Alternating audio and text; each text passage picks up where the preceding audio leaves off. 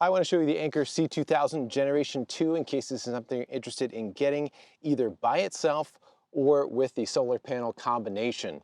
So I always like charging these portable power stations with solar power, so that's what I have going on right here. This is a 200 watt Anker SOLIX solar panel, but you can use any solar panel that you want to recharge this battery system as long as it meets the specifications, and I'll talk about that in a second. But this is one combination in case you're interested. They also sell it with the 400 watt solar panel. I said before I talk more about solar power, this is a 2 kilowatt hour power station. It's very compact, one of the smallest 2 kilowatt hour ones that I have seen. You see it has two handles on either side, and it weighs just under 42 pounds, so very portable for a 2 kilowatt hour station.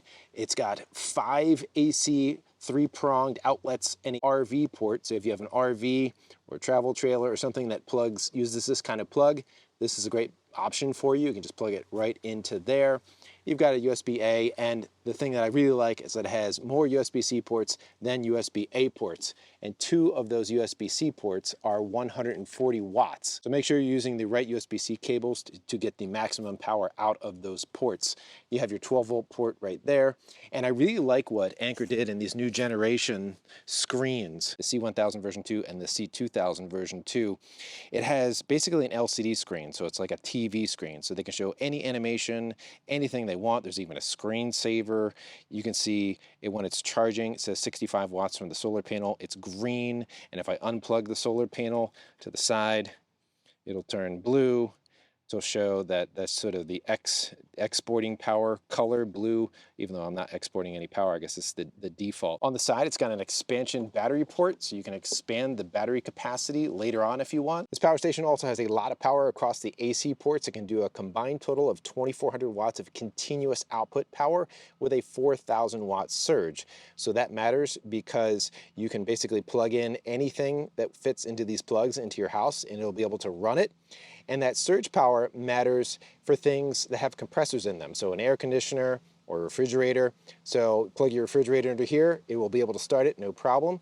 If you have a rooftop AC on your RV and you have it plugged in here, almost certainly with that 4,000 watt surge, it will be able to start your rooftop AC. And what's cool is if you combine it with solar power, you can run these AC and DC loads while you're inputting solar power. So if you have solar panels on the roof of your RV, they plug them in the side, and then you can run it from there. All right, now let's talk about input into the C2000.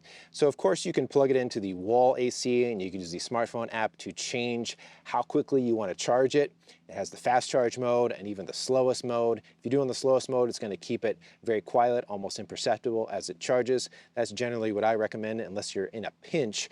Here's the DC input.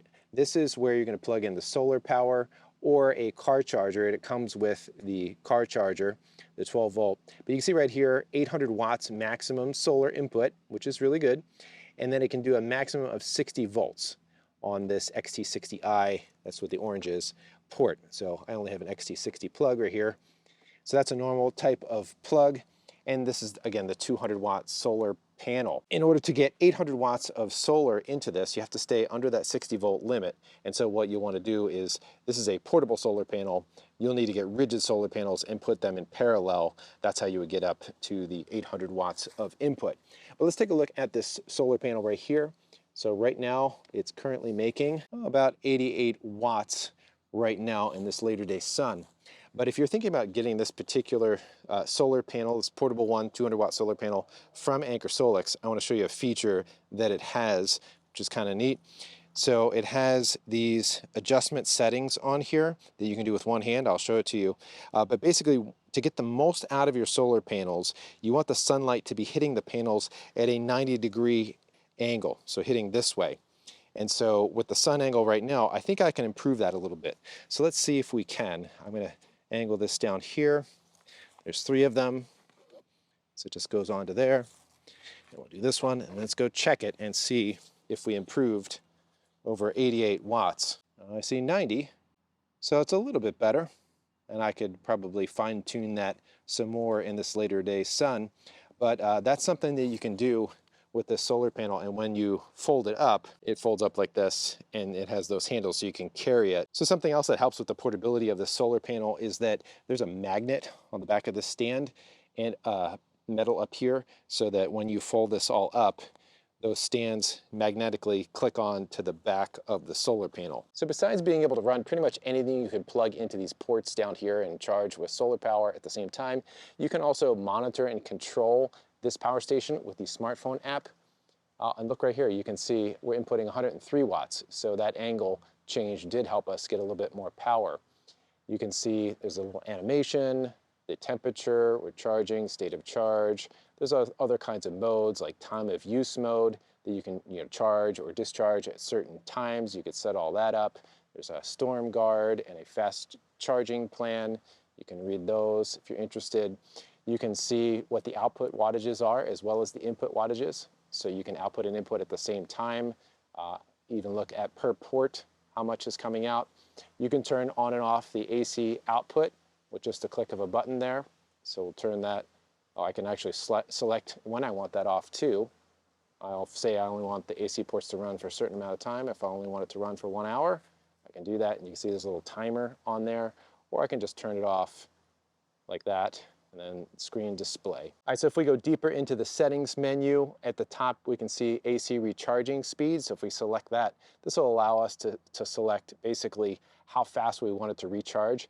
And if you go down to 600 watts or less, you're going to get silent recharging. So basically when you're charging at this rate or lower, you're probably not even going to notice the fan. So it's going to be like whisper quiet. You have device timeout and smart AC output mode, screen brightness, screen timeout. This is pretty cool. Screensaver, you know how I said that it basically looks like a TV screen? So right now you have, you can choose a screensaver of a clock, but I wouldn't be surprised in the future if they update this that you can show different kinds of pictures or animations or something like that. So that's pretty cool. And then finally, you can always click on firmware update, and then it'll check to see if you are on the latest firmware, and if not, all you have to do is just click the button. See right there, I am on the latest firmware.